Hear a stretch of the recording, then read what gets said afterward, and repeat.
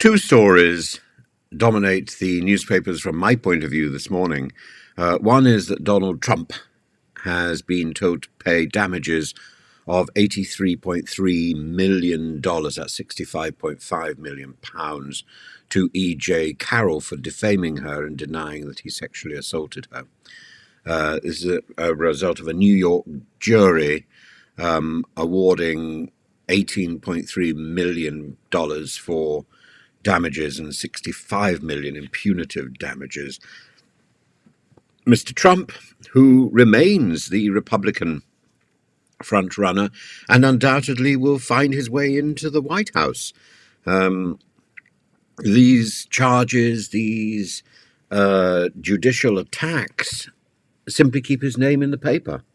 It's quite the most extraordinary story. In any other case, I think these stories would destroy somebody. But they don't. He denied that he had sexually assaulted her because she wasn't his, quote, type, which is even more extraordinary, and that he is the victim of a witch hunt, adding to which all of this legal stuff is, quote, election interference. And he will appeal. I'm sure the appeal will drag on for quite a while. So, in fact, he won't have to put his hand in his pocket and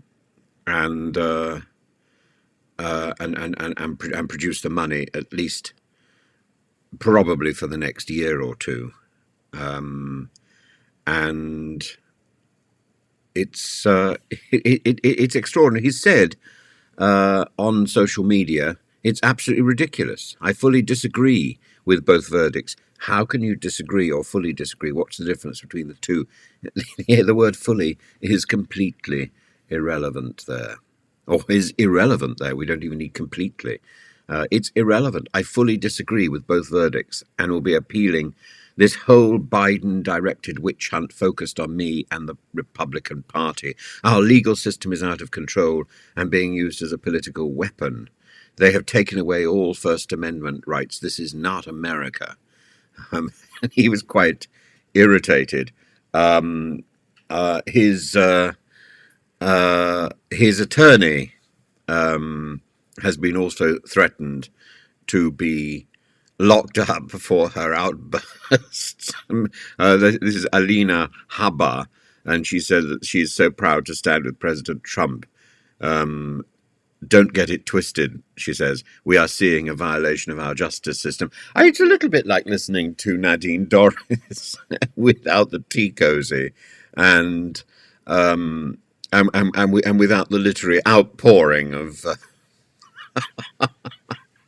literary of. Last night I was having a conversation with somebody, and they said they brought up Nadine Dorries' name.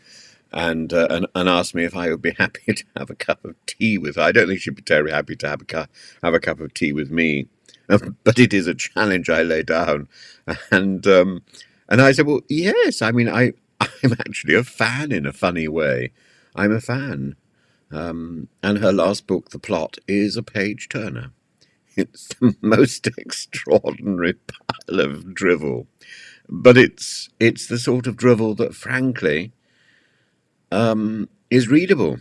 It's not political analysis, but it's a great story, and it's significantly more readable and more entertaining than Trollope. So there we are. Nadine Dorries. Better than Trollope.